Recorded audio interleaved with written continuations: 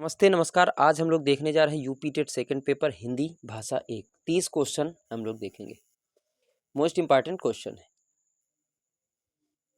पहला क्वेश्चन आपके स्क्रीन पे आ चुका है। लिखा है कि भेजे मन भावन के उधव के आवन की सुधि ब्रज गावनी मैं पावन जबै लगी। इस पंक्ति के रचनाकार कौन है? इस पंक्ति के रचनाकार हैं जगन्नाथ दास रत्नाकर। ऑप्शन आपका चौथा सही हो जाएगा।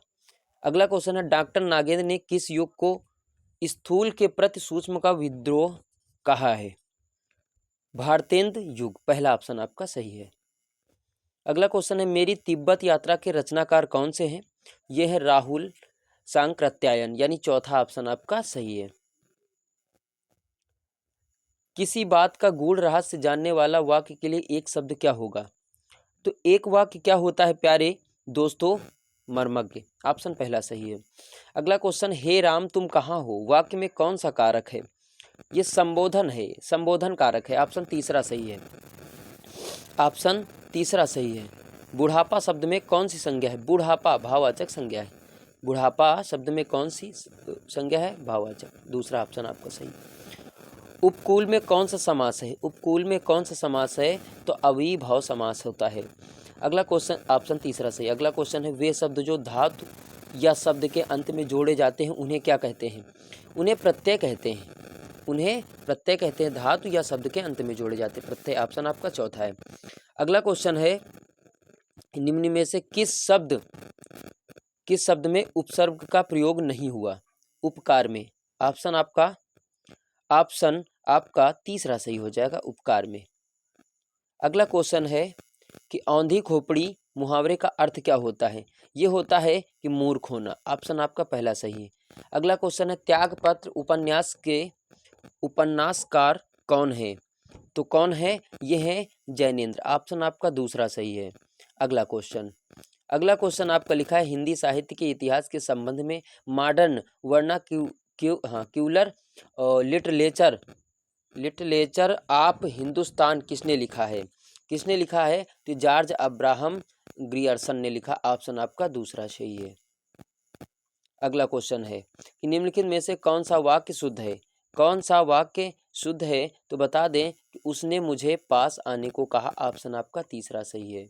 अगला क्वेश्चन है मूक होई बाचाल पगु और चढ़ई गिरिबर गहन जासु कृपा सो दयाल द्रवहि सकल कलि मलदहन। प्रस्तुत पंक्तियों में कौन सा छंद है? तो कौन सा छंद है? सोरठा। पहला ऑप्शन आपका सही हो जाएगा। अगला क्वेश्चन है कौन सी वर्तनी शुद्ध है? कौन सी वर्तनी शुद्ध है? तो विशेष शुद्ध है। पहला ऑप्शन आपका सही है। मैथिली सरल गुप्त ने नहीं लिखा है। देखो साकेत, हाँ कामिनी नहीं लिखा है, ये जयशंकर प्रसाद की है। कामिनी जयशंकर प्रसाद की, बाकी लिखा है साकेत भी लिखा है। कामिनी जयशंकर प्रसाद की। ऑप्शन आपका दूसरा सही है। अगला क्वेश्चन है कि चौराहा शब्द में कौन सा समास होगा? तो ये होगा द्विगु समास। कौन सा होगा? द्विगु समास होगा। ऑप्शन पहला सही है। अगला क्वेश्चन है बिना पढ़ा हुआ अंश वाक्यांश के लिए एक शब्द क्या होगा? एक शब्द क्या होगा? अपठित। क्या होगा? अपठित, मतलब पढ़ा ही मैंने नहीं है, पढ़ाई नहीं की। ऑप्शन पहला सही है। अगला क्वेश्चन है कि भाषा शिक्षण के अंतर्गत वर्तनी संबंधी त्रुटियों का निवारण करना चाहिए। तो क्या हो जाएगा कि पहला ऑप्शन सही हो जाएगा, वर्तनी का शुद्ध उच्चारण एवं लेखन अभ्यास करवाकर। ठीक है, वर्तनी का शुद्ध उच्चारण एवं लेखन अभ्यास करवाकर। पहला ऑप्शन आपका सही हो जाएगा। अगला क्वेश्चन है कि बच्चों में भाषा प्रयोग की दक्षता विकसित करने के लिए आवश्यक है। तो क्या आवश्यक होती है? कि उन्हें सुनने और बोलने की पूरी आज़ादी हो। क्या होनी चाहिए? उन्हें सुनने और बोलने की पूरी आज़ादी होनी चाहिए। ऑप्शन पहला सही है। अगला क्वेश्चन है वर्णों के उस समूह को जिसमें कोई निश्चित अर्थ निकलता हो कहा जाता है। क्या कहा जाता है? शब्द कहा जाता है। ऑप्शन आपका पहला सही हो जाएगा साथियों। अगला क्वेश्चन है वे कथन जो आपसी व्यवहार में सामान्य रूप से प्रयुक्त होते हैं उन्हें कहते हैं। क्या कहते हैं? अनौपचारिक कथन। पहला ऑप्शन आपका सही है। अगला क्वेश्चन है निम्न में से किस पत्रिका का संबंध इलाहाबाद से है? किस पत्रिका का संबंध इलाहाबाद से है? तो हिंदी प्रदीप्त। ऑप्शन आपका दूसरा सही हो जाएगा, इलाहाबाद से है इसका। सरस्वती, अगला क्वेश्चन है सरस्वती पत्रिका के संपादक कौन थे? तो ये महावीर प्रसाद द्विवेदी थे। सरस्वती पत्रिका के संपादक कौन थे? ऑप्शन तीसरा हो जाएगा महावीर प्रसाद द्विवेदी थे। ठीक है, अगला क्वेश्चन देखते हैं। निम्न में कौन सा शब्द अमात्रिक है? कौन सा शब्द अमात्रिक है? ये हो जाएगा कलवर, अमात्रिक है, ऑप्शन तीसरा सही हो जाएगा। प्यारे साथियों, अगला क्वेश्चन है, रामचरितमानस में कांड का सही क्रम क्या होता है?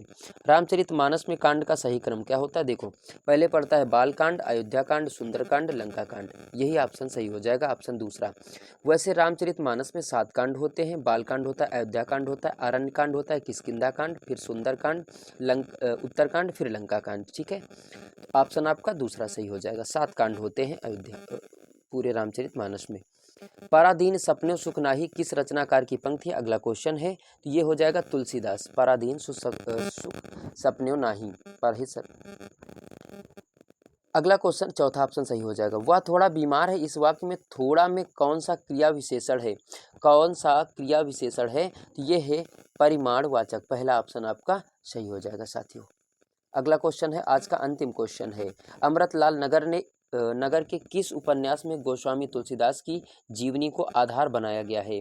आधार बनाया गया है, तो ये मानस और हंस, मानस और हंस, तीसरा ऑप्शन आपका सही हो जाएगा। तो प्यारे साथियों, 30 क्वेश्चन हिंदी के हुए हैं। आप लोग कमेंट करके बताना कि आप लोगों को क्लास कैसी लगी। प्यारे साथियों, मिलते हैं आपको अगले वीडियो में। नमस्ते, नमस्कार प्यारे साथियों।